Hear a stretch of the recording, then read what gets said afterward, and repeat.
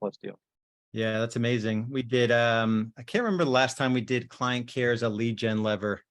Like if the only way you could get more business is by doing such an amazing job for your clients, how would you treat your business differently? It's just an interesting way to look at client care.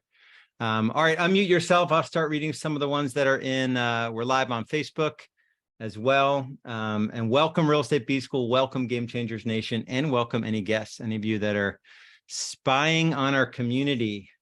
Buyer appointment this afternoon and another listing appointment to be scheduled for next week. Love it. Joe Grant signed 2 new listings this week, still on my 3-line dialer, so cannot talk at the moment. So Joe logged in while he's on his 3-line dialer. So we'll definitely hear from him again. Not the way I built my business, but a way that is proven and is definitely works. Vera says 2 offers accepted, 1 listing coming this week. Got a listing appointment. Where did it go? Got a listing appointment from door knocking. Amazing. Was that something that's Sohail inspired, or were you guys already door knocking? You can unmute yourself. Hi, so we are doing every Wednesday, we do door knocking. So we did last week and we had amazing, results. We had a listing appointments. We had like 4 leads, very strong leads. So we're just trying with the team, just committing to doing it every week. We're doing tomorrow. So it's fun and it works. Yeah, that's amazing. So the TPG, I don't know who typed it in, but our newest agent has booked 3 listing appointments, circle prospecting this week, crushing it. How new? Are you guys able to unmute yourselves? I saw you on the screen a second ago. I know you're in a conference room. So how new is this agent? Joined us 2 weeks ago, but was in real estate for a few months with another team without a lot of traction. Does this agent know they're not supposed to be able to come in and set listing appointments this early in their career? Did anybody tell them that? Yeah, I told him it would be a grind, so don't get spoiled, right? That is amazing. That's amazing. I may pick on you guys later as we get into it. That's awesome. I love it. And what well, I won't ask the experienced agents on the team that maybe some think of circle prospecting as a difficult way to build a book of business, but it definitely works. So we'll talk to you guys later. Kelly signed a listing yesterday. Joe just finished his dialing session. Kurt took listing on Sunday through Google local service ads. That's amazing, Kurt. We might want to unmute you later here as well. Stacy says, so awesome. 2 deals closed and 1 under contract. Also finished up on our summer giveaway. Amazing, amazing, amazing. So that's in a week. 2 deals closed in a week and 1 under contract. That's awesome. Awesome. Awesome. All right. So I'm going to, for those of you that were on our Mindset Monday call in our paid coaching, I'm going to start out with a little bit of the same topic, maybe with a little different angle today. So the topic today is how to get more listings. So if I were to ask 100 agents, what's the number one thing that you need help with right now in your business? It would be hands down. The question would be, there are no listings. It wouldn't even maybe be a question. It would just be a statement that there are no listings. Let me pull up a prop that I want to share with you guys as I go through this. Canva, give me a split second to load something here. 5 steps to scale. So it would be more of a statement. And a couple things happened recently in our paid coaching. We just launched a leaderboard. So we launched a leaderboard with we only collected 3 data points. Let me share my screen. We collected 3 data points from the group, and the data points were, all right. So the data points were meaningful. So in the last 7 days, we track Monday through Sunday. So in the last 7 days, how many meaningful conversations did you have? How many buyer agreements and listing agreements did you sign total? And how many closings did you have? Three simple numbers. And think we got like, we're still collecting the data, but we got like 10 people that basically answered pretty quickly. On the meaningful conversations, for the whole week, the biggest of the 10 was 20 conversations for the week, and the lowest was 1. So I have a weekly meeting with Jessica, who kind of runs Real Estate B School, and she was on my real estate team. You know, she's been with me for 14 years in a few months. And so she's kind of seen it all. And I'm like, man, if these agents, if this was the result of an agent on my team, it would mean one of two things. I'm failing them because I haven't set the proper expectation or set a bar, a standard for them. Or they're just like, they're totally clueless and they're not even in the game. Like, we've given them the rules to the game and they're just not playing the game. So the tendency, can you guys see, Kelly or Evan, can you guys see my screen, the game we're playing? Awesome. So the tendency on this call is to let's talk about all the things on the left. So give me the hack, give me the thing that's instantly going to produce the thing that's going to make my bank account fill up and make the whole game easier.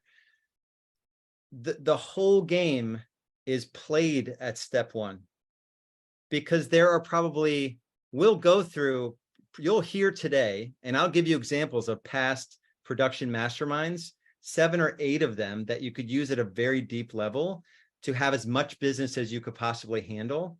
So it's my argument, and the reason I'm so passionate about what I do is that it's not the thing on the left. Yeah, you need to do stuff. You need to have marketing systems in place. I'm anxious to hear from Joe. I'm not a circle prospector. I definitely want to hear from, you know, the TPG, the Pierce group, and hear, like, what are you guys doing with circle prospecting that a new agent, sounds like less than a year in the business, can set 3 listing appointments in a week, right? So all of that stuff is on the left, right? But the thing that we cannot forget, that I never forgot, and maybe I don't focus on enough, is that I was never willing to give up on number 1, no matter what. Even if it was at my immovable time blocks were Tuesday and Thursday evening and Saturday morning.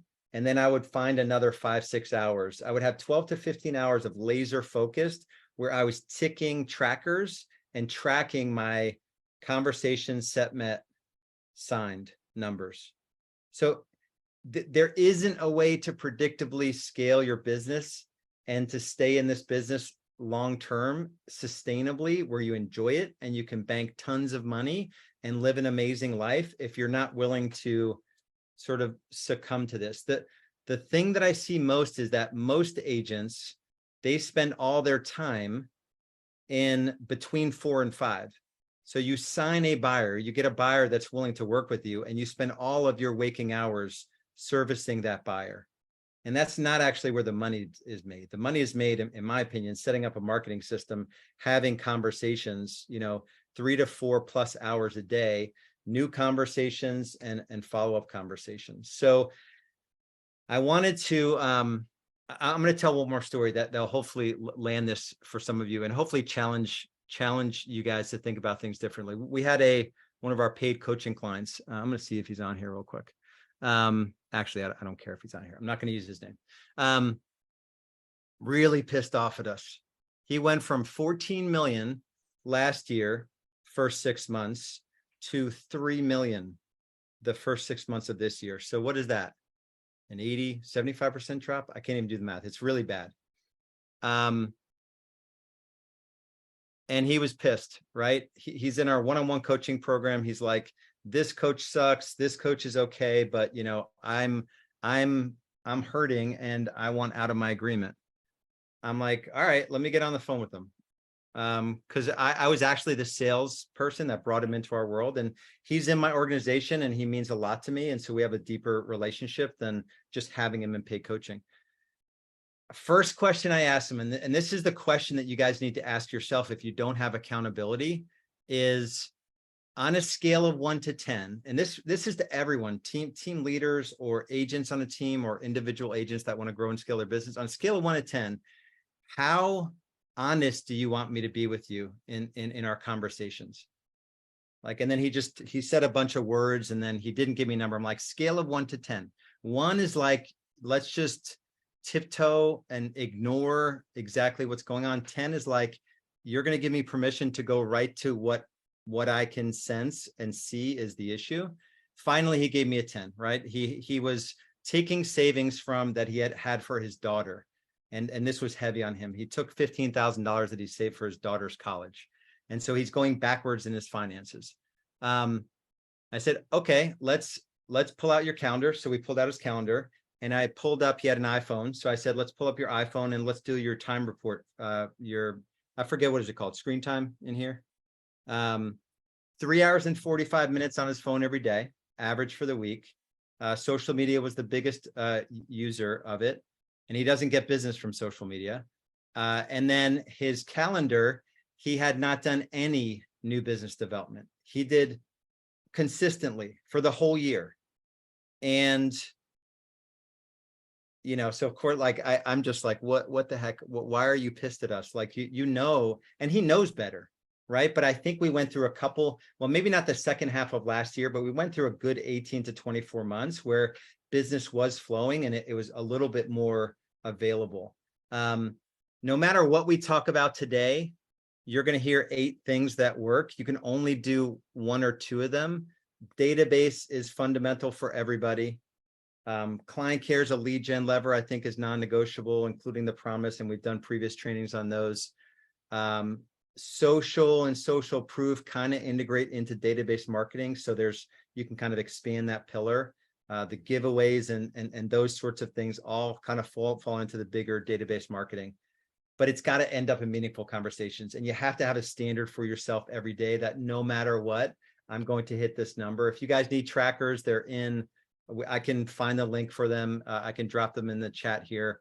I've never done anything in my career in any business without being honest with myself, level 10 honesty, and tracking my numbers. Okay, so that starts it a little low. That's going to hurt some of you a little bit because you know you're not on the right end of that conversation. But there isn't a way to sustainably, predictably scale your business and your net worth and your time away from the office if you're not willing to do these basic things. I promise you. I promise you. And if you let agents into your world and you're not willing to hold them to some standard, you're literally not providing the value that they're coming to you for. Like, you're trying to make it easier for them. Guys, I know this. I had a crappy, well, not a crappy childhood. I had a tough childhood.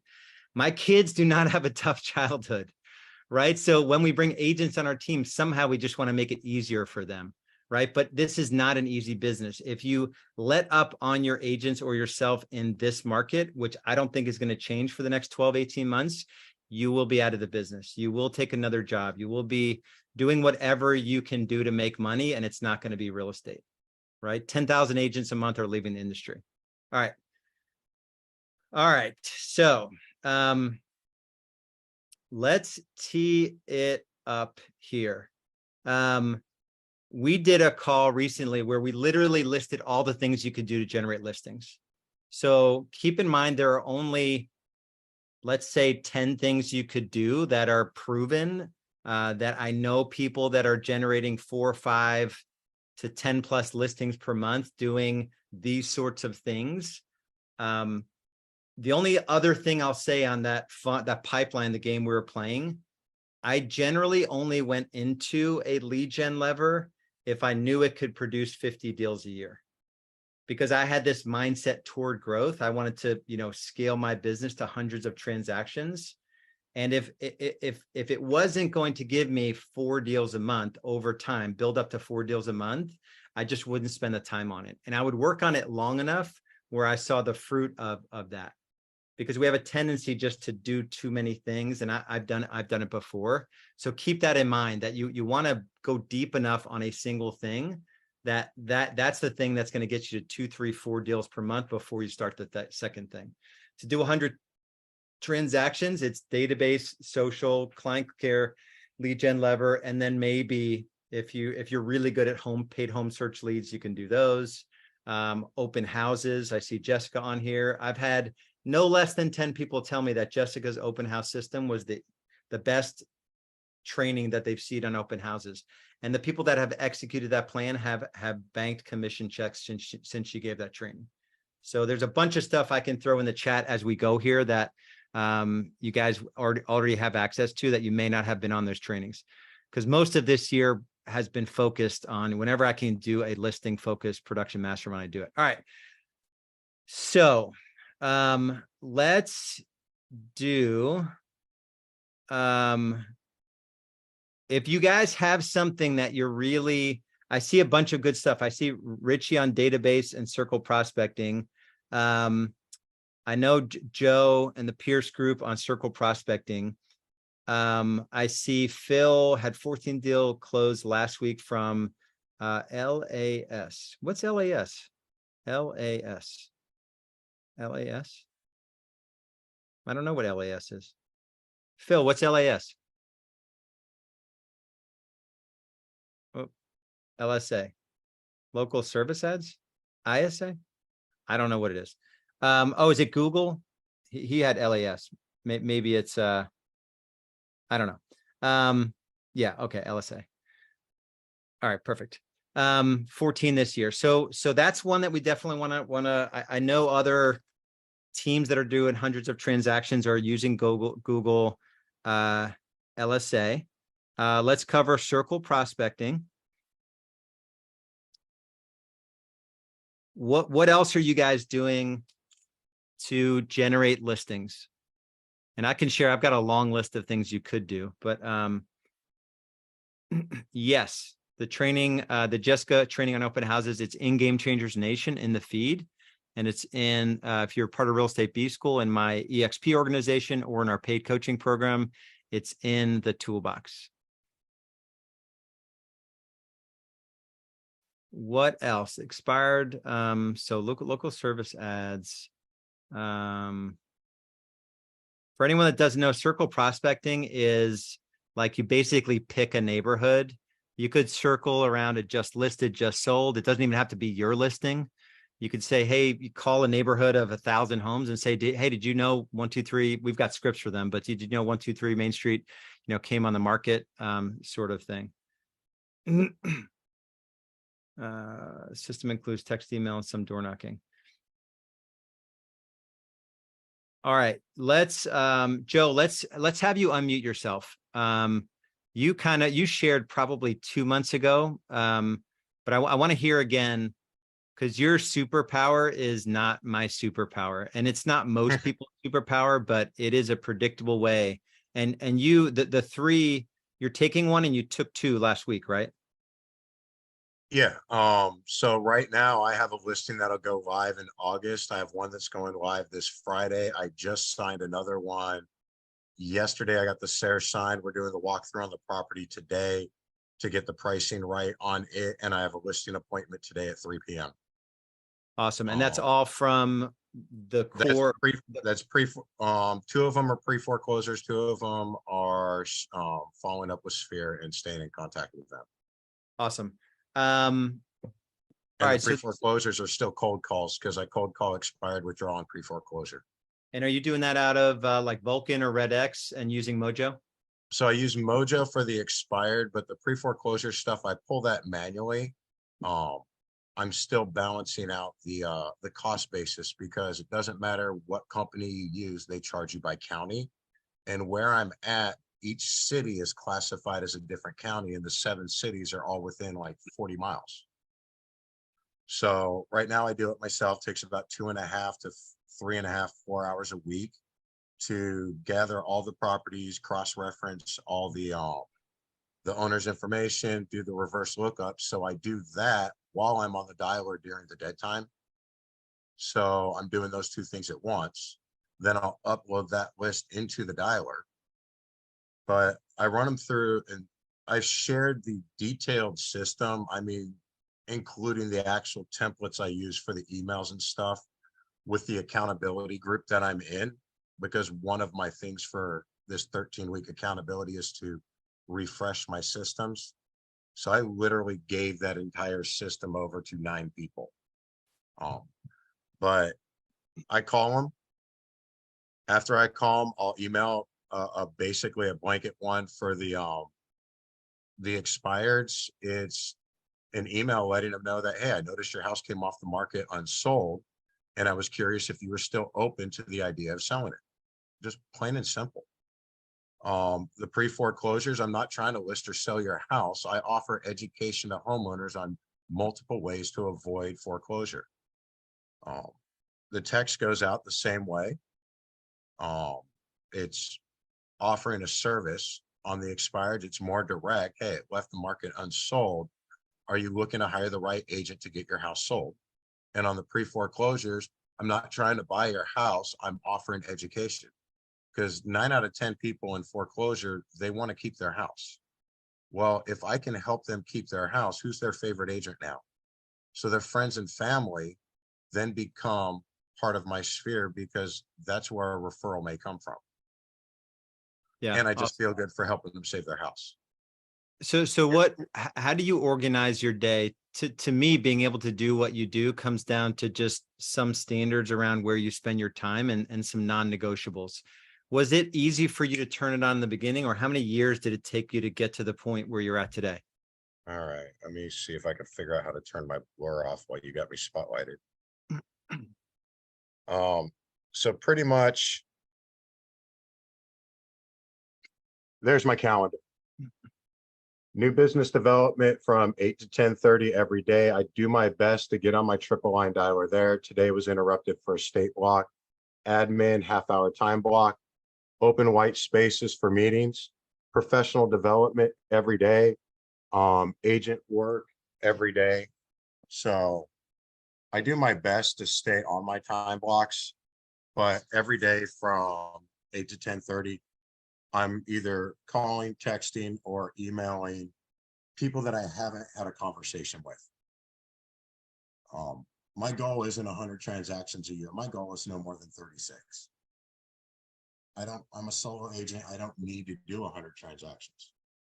And if I get over, this month is having that many things going on at once, it's been busy, and it's hard to stay on my schedule and still cut off everything at 5:30 so I can spend that time with my family.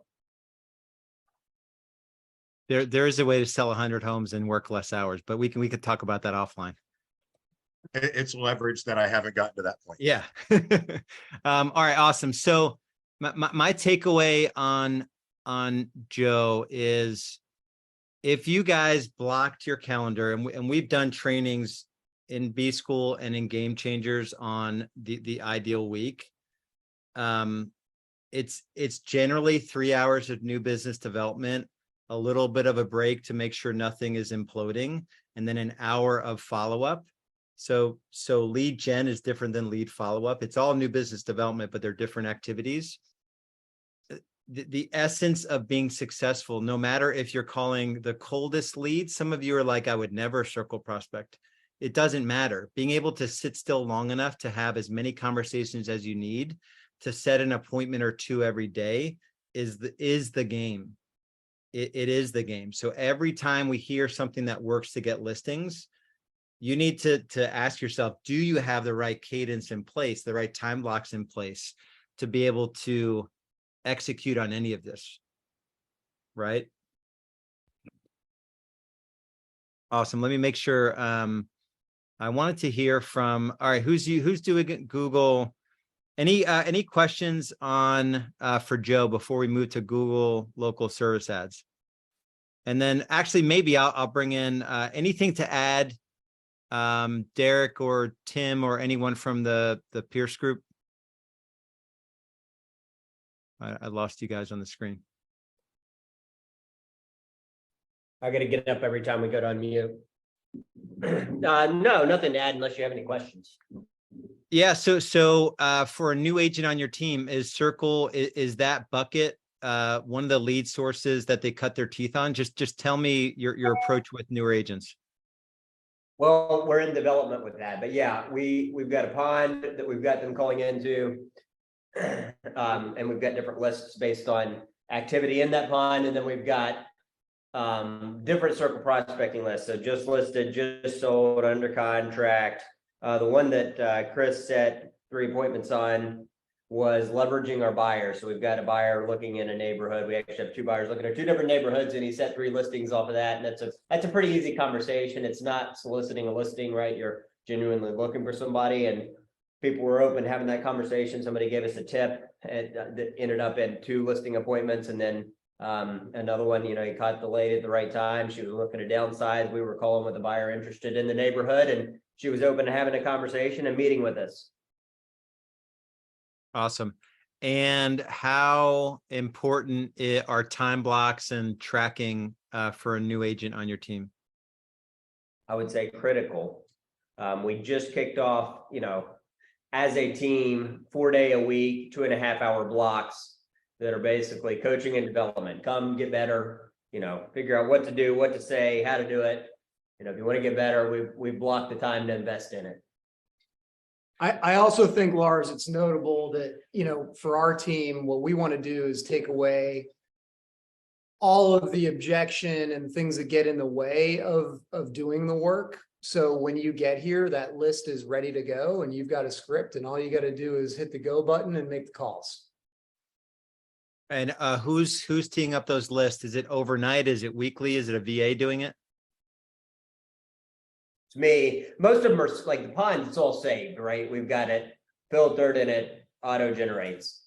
But for the circle prospecting data, I pull it. It's not that labor intensive. Yeah, we would have a similar, so we would have VAs getting our lists ready for 8 a.m. every day. We only had like 6 or 7 different buckets, similar buckets to yours. But when someone was going to do the activity of new business development lead gen, they weren't wondering what to do. They would just pick a list, they had their script, and they were ready to go. Even if it was their own database, right? It was already loaded up into the dialer, and they had the script that they were going to use. It's really, really good. Awesome. All right, thanks, guys. Are you guys doing Google local service ads also? We are. With success? Yeah, I would say in the beginning, when LSA was sort of kicking off, we had a lot of success with it. And I would say it's become a little bit diluted. There's some strategies around that. You know, I'd have to double check how many transactions we've actually done year to date, but good handful. Yeah, I mean, if I had to guess, Lars, we've probably done a dozen transactions on LSA. You know, it's an inexpensive way to generate some opportunity. Some strategies I've learned on that is that, you know, number one, having consistent reviews frequently is key. So like if you get 100 reviews in one day versus several reviews over a period of 7 days, the several reviews over a period of 7 days is weighted more heavily and more beneficial. And then answering the phone, Google's algorithm favors, you know, those that answer the phone. So that's what's been successful for us. They are great leads, to be clear. Yeah. That traffic has gone down as the service has been diluted, but the leads are great. Yeah, there's not a whole lot of skill needed to convert that opportunity. They've already read your reviews. They've probably, you know, seen some social proof, and they're ready to do business in one way or the other. Yeah. Awesome. All right. Thanks, guys. Appreciate it. Yep. Awesome. All right. I don't know what Top Real Estate Systems is. I've never found a good SEO person, so I'm jaded on that. So just beware. So Nicole, I don't know anything about that that one. Just make sure. Here's another sort of thing I've learned over a lot of years doing this. Make sure anything you try, you are 100% certain it's going to work. Like you have literally talked to 5 people that are doing it, and you like saw exactly how to do it, and there's no guesswork at all that the thing you're going to put your time and effort into and potentially money is going to work. So a good example of this, it doesn't even matter. I'll just use the example without saying the name. It's you know, home eval leads online, you know, so pay-per-click to a home eval page or a Facebook ad to a home eval page and try to convert that into a listing. I have yet, it started 10 years ago, maybe more. I have yet to find someone that's actually getting that to work. But there are still people pitching that, right? So just make sure you talk to, 5 people that are in your situation in a similar market that are getting the thing that you're going to start. If it's not something that you're not getting advice from someone that you trust and their business, and they're not kicking their dog every night, when they go home, right? All right, Philip. Phil Schaefer, anything to add on Google LSA? Any things you've learned? We started using Google LSA. I lost you on the screen. I saw you a second ago, but I lost you. We started doing it after I left. We had 2,000. We went crazy on Google reviews. We've got 2,000 Google reviews. Did Phil leave? All right. So Omar did 9 deals to this point, LSA between top real estate systems, and making my own localized posts with my VAs has helped me account for top 3 in my area on LSA. Yeah, so I've only heard that LSA works, and it's not a big investment to get it to work. Where LSA doesn't make sense to me, when I go and I search like top, Lake Norman, North Carolina real estate agent, and Jenny Smith is there with 1 Google review, but somehow she's like, like that's ridiculous. So I would make sure you have 100+ reviews before, because clearly, that person is just paying. I don't even know if that's allowed, but you have some agents that have not a lot of Google reviews. I've also heard that Google LSAs, they segregate your LSA reviews from your core profile, which could get a little confusing, I think.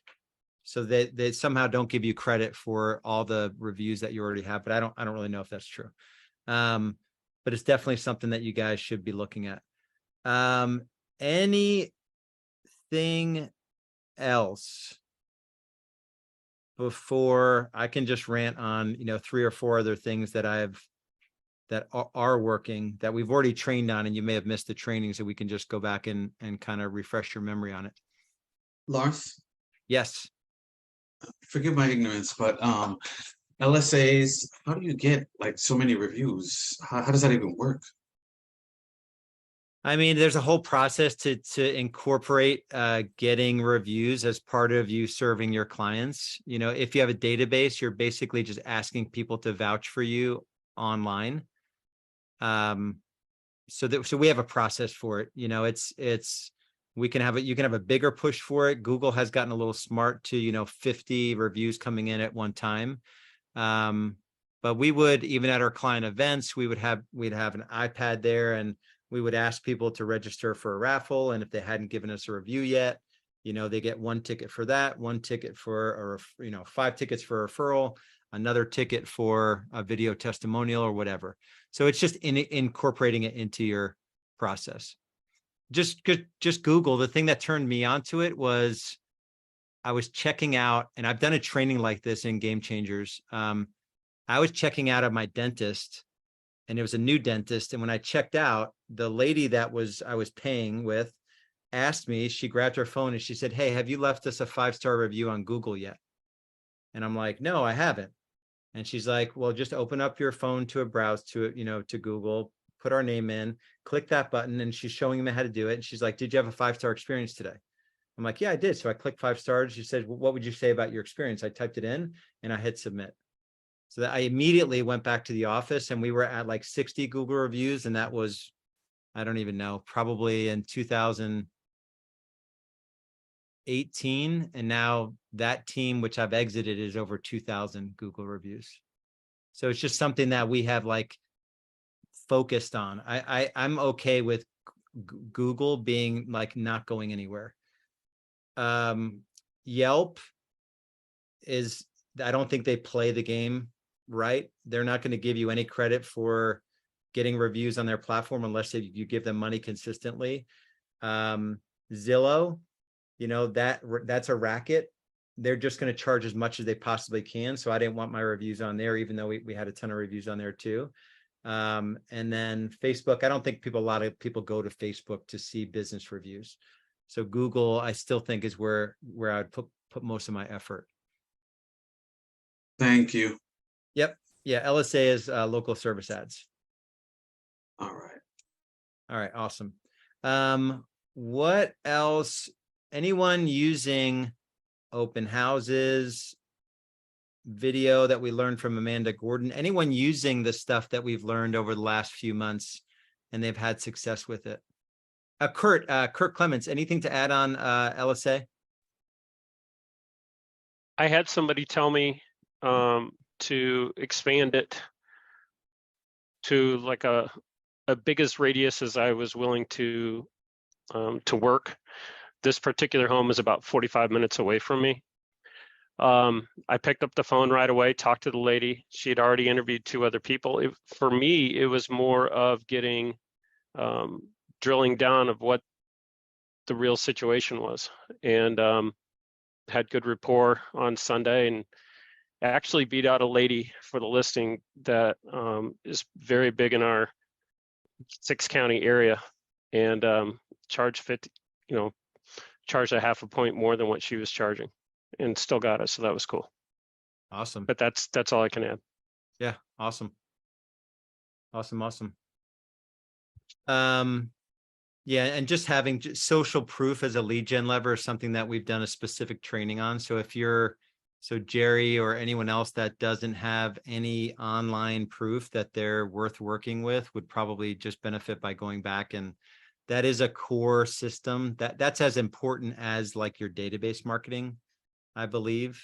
Getting potential clients to see other people saying good things about you. It's kind of a no-brainer. Yeah, maxing out budget. So Tim Pierce Group added maxing out budget with LSA is a good idea too. You only pay for the leads that you receive. Awesome. All right. So I asked the question, but anyone actually taking action on what we've learned here with open houses, we had 3 or so social media folks. We had Sohail school us on how he pivoted from circle to door knocking with good success. He's $1 million producer. What else do we, open house was the intention to get sellers. Justin Ford schooled us on FSBOs and expireds. Any one of these can help you crush your goals. It's just taking action on one of them and getting good enough over time. Omar says, and you can dispute leads that you don't have on your profile, i.e. renters. Yeah, I've heard that also, that their dispute process is pretty lenient. So you're not going to pay for a bunch of junk like other lead sources. All right. Anyone have anything to add? We have plenty of time, 20 minutes left.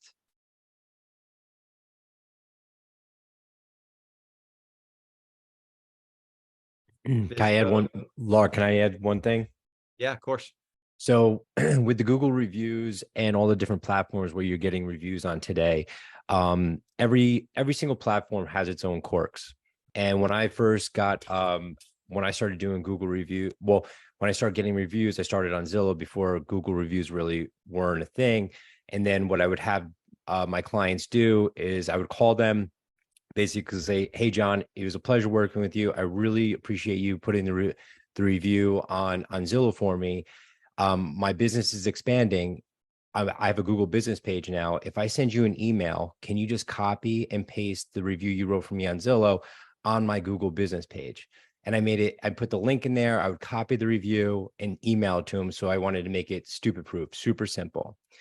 But also I just wanted to because you want it on, I would say right now in the review platform, you want it on Zillow and Google if you can. You obviously don't want all your eggs in one basket, but the only reason I say this is because vetting purposes. Google doesn't vet any of the reviews that are coming through. they're not tied to a certain address. None of that is happening right now in Google. So if someone is, you can get fake reviews, and you also can get people who will also put fake reviews on your account. So it's a little bit more dangerous for that. Whereas Zillow actually that review has to be tied to a specific address. So there are pros and cons. I would just say make sure that you can have as many reviews on both of those platforms. Those would be the top two. I would leave Yelp alone. Yelp is kind of doing their own thing. There's a lot of criticism there. And it doesn't have the business owner's best interest in mind by any means in regards to Yelp. So I would kind of stay away from there. But long story short, I would just make sure Zillow and Google, if you can, have those reviews match. Vetting purposes on Zillow are a little bit better than Google right now, but Google is working on that. Yeah, awesome. And Jay, how would you end that conversation? If you were giving someone advice based on our call from yesterday, how would you, let's say you had 100 past clients and the goal was to call them all. Yep. And get them to leave you a Google review. How would you end that call? Yeah, I would say, my business is continuously growing, and we're helping clients, through multiple towns, multiple states. So, do you know anyone who currently in this, say, crazy market needs any help right now? Yeah, that would make that call like you're asking, like that would be a really valuable call. It's honestly, when I was matching Zillow to Google reviews, it was such a great, easy touch base to past clients, because past clients that you service at a high level, they always want to see you do well. And so when you're saying, hey, my business is growing, I have a Google business page now, they're like, absolutely, how, and then you just kind of get into small talk and how's everything else going. So but yeah, it's a really easy call to make. Yeah, awesome. We were talking yesterday on a coaching call, and if everyone got in the habit of everyone they talked to every day, you ended the conversation with, in no uncertain terms, like whatever this sounds like for you. Hey, Jessica, while I have you, the market is crazy right now. I've set these big goals, but there's no inventory for me to fulfill them. Who do you know that might be looking to list their home? Do you have a neighbor you want to get rid of, or someone you overheard at work, or maybe at church, somebody that's been talking about moving, or, so it's asking that question as many times as you can every day and tracking it. We've got a guy, one of our former coaches, he did really well in real estate B school, and he mastered home search leads. So he came to real estate B school selling 65 homes on 4 paid lead sources. I made him drop 3 of the lead sources. He only kept, I think at the time it was realtor.com, but he's pivoted into pay-per-click home search. He went from 65 to 105 to 175. We added back 1 of the paid lead sources. He went for 225, 275. It's about 70% of his business is home search leads. And he's just become the master at that one lead source. The reason I bring up this story is because every call that him or his agents have with the home search leads has to contain it's like a 10-word sentence. And I think they even have either a VA or now probably AI that goes in and grades all the calls to make sure no matter what. So if it's like someone's 8-year-old answers the phone, they're still, because they don't want to get dinged, they're still getting out those 10 words or whatever it is. Right. So make a commitment to yourself to ask that question, like, hey, the market has no listings right now. Who do you know? Right. Not like, do you know anyone? Because the answer is going to be no. Like, who do you know? I can wait. I'll give you just a second. Right. And just kind of enter into that conversation. And you could do it with, the whole FORD ahead of it. My personality is not to have a conversation, family, occupation, recreation, dreams. People know me as very direct. So, people's time are really valuable. I think people would rather you get to the point and say, hey, Kathy, I've only got a minute. I know you're super busy. I need your help. Just say it. I need your help. I need listings. I've got buyers that we literally can't find homes. Who do you know that might be looking to list their home? All right. Anything else? We still have 13 minutes. Jessica, the FISBO in the neighborhood, was that off an open house in your farm? Not really. It led to an open house. So there was a FISBO in my neighborhood, had the little sign in the yard, and because it's my neighborhood, I made a real personal letter and put it in their mailbox, and then put a kind of a market valuation of their home, and just said, hey, I don't know if you know, but I'm a real estate agent and I live right here in your neighborhood. I'm happy to give you some market information to help you sell your home. And, if you need a realtor, I'm here. But either way, I have a vested interest in your home selling for top market dollar and in the least amount of time possible, because my home is here. And if I ever want to sell my home, it affects my value. So I'll help you either way. And and here's my cell phone. Just text me, call me, and I'll be more than happy to discuss what I've just dropped off for you. And I think it was like the very next day I got a text and said, how much do you charge for your services? And I got the listing. So they took the sign out of the yard, had me list, and then also I got to do an open house in my neighborhood, which led to a lot of more leads in my neighborhood. So that works out always. And also I got to use, because that house is right around the corner, I got to use your open house every day program. So I got to stack all these systems that, helped quite a bit with a lot of leads. Yeah. How many homes in your neighborhood? How many homes have I sold in my neighborhood? Probably. No, how many total homes in the neighborhood? Oh God, I can't tell you. I don't know. There's several hundred. I mean, but there's not that many that do for sale by owners, but you can. I just picked my zip code, my city, even if it's just your city. But in this, there's probably 4 subdivisions that cross over 2 cities, and there's probably 2,000 homes. It's not real big, but yeah, awesome. If you threw me back into production today, so I've been out of production for a long time. If you threw me back into production today and I had to, let's say, sell 50 homes in the next, I think it'd take me a little bit of time to get up and running. And I'm not taking this dare that I'm giving myself, so do not call me out on it. If I had to sell 50 homes in the next 18 months, I would probably do 2 open houses a day. I would just find agents in my market that don't do open houses, and I would do open houses on their listings, and I would use Jessica's system to do it. I would do it with the intention to get sellers.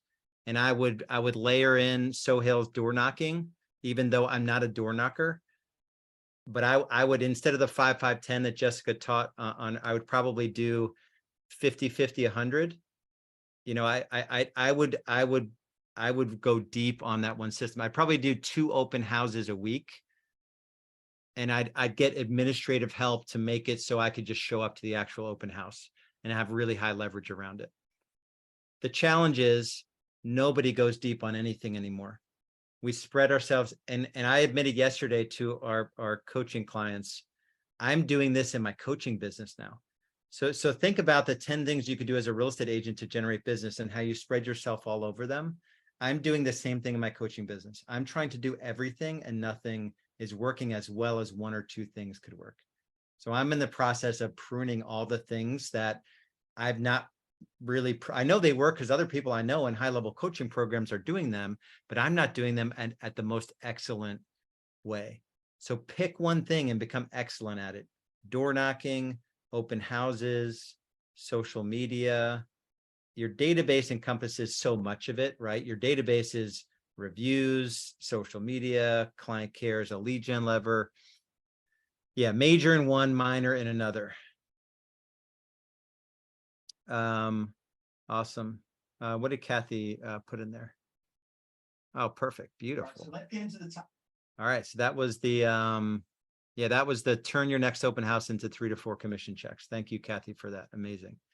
What? Still have 10 minutes, guys.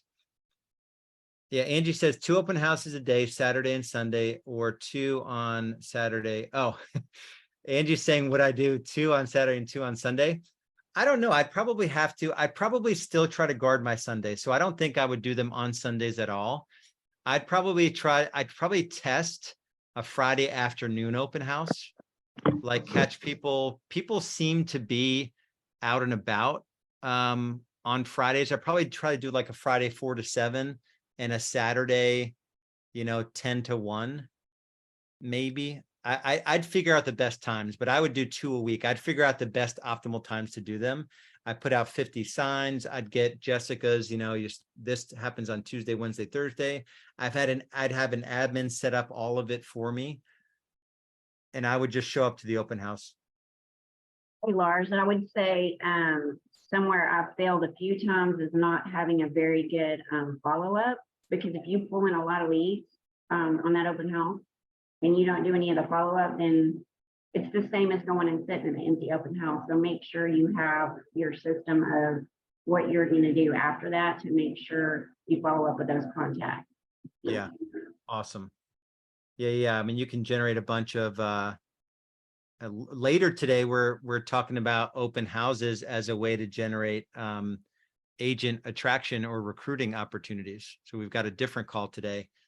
So the whole point is, though, have intention around the open house, and it doesn't end at the open house, right? If you collect, if 30 people come through and 10 give you contact information, you need to have a plan with the 10. And you need to have a plan to optimize how do you get a higher percentage of the 30 that walk through to give you contact information with giveaways and whatnot. And Jessica covered that in the training.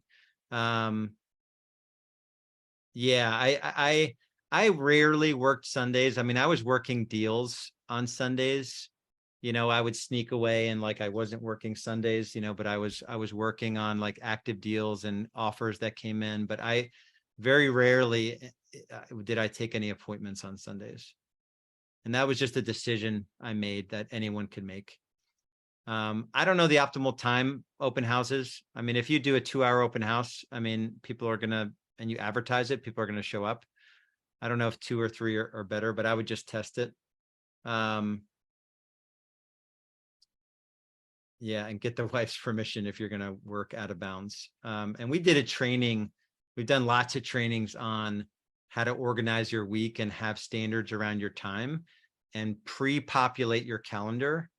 Joe showed his calendar. Pre-populate your calendar with the activities you intend to do, including, Joe, the only criticism, if you want any, is in your afternoon, have actual appointment time blocks.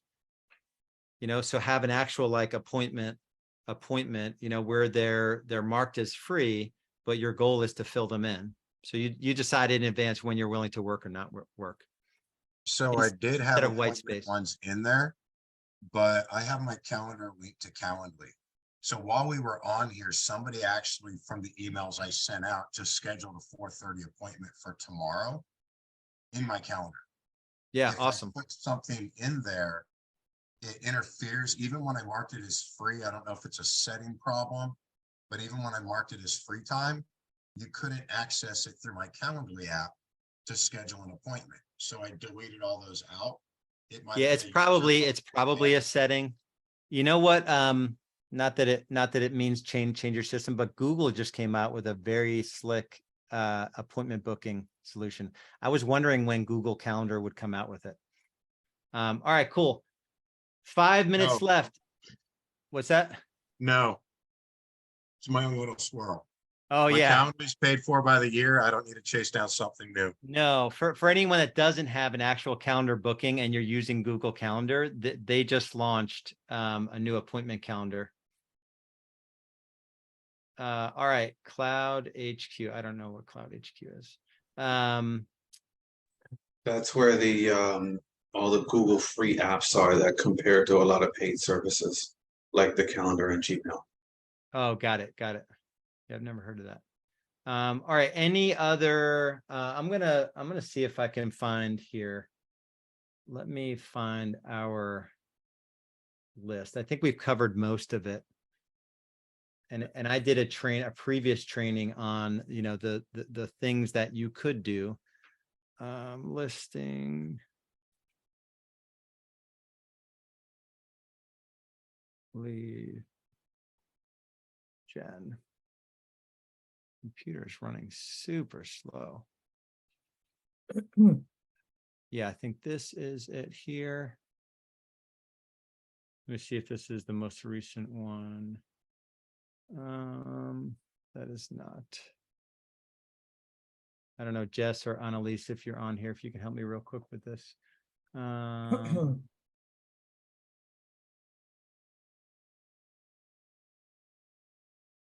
just want to make sure we didn't miss any. We covered outbound, direct mail to expireds and FSBOs. We've got a good system for that as well. For those of you that aren't, leveraging the database, that's definitely anyone doing, let me ask this question. Anyone, Alessio, let me get to you in a second. Let me ask this question. Anyone using their affiliates to leverage like attorneys and home inspectors and anyone leveraging their affiliates, like really putting it on their lenders? Like, who do you know that's, I need business from you and this is not a one-way relationship? You guys think of that real quick. And then Alessio, what do you got? Well, first of all, nice meeting you in San Antonio a few weeks back. Yeah, buddy. In person. Yes. The other thing I wanted to ask you, I know you mentioned about doing 2 open houses a week, and you mentioned somebody's system. Are you ever going to be hosting maybe like one of these classes where you talk specifically about open houses and how to create a successful open house, but what to do from point A to point B? Yeah, we ran that. So if you go back, did? Okay. Yeah, if you go back in the chat, Okay.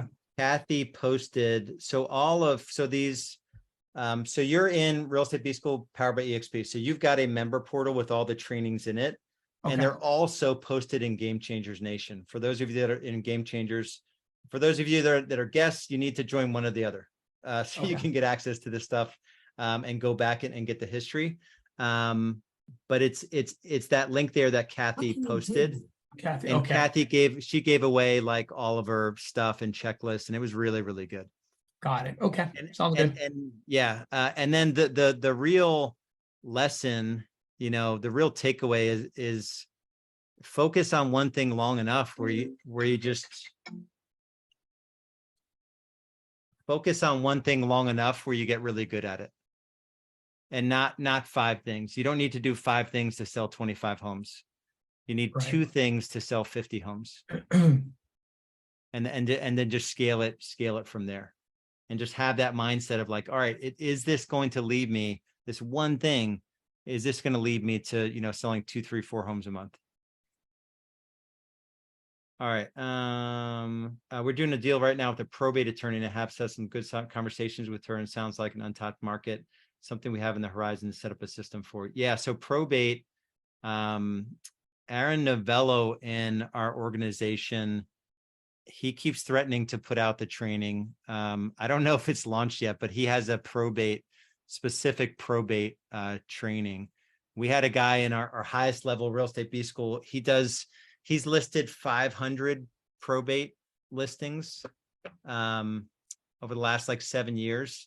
499 of them sold, 7% commission on every one, because it's just not the same retail mindset. These people,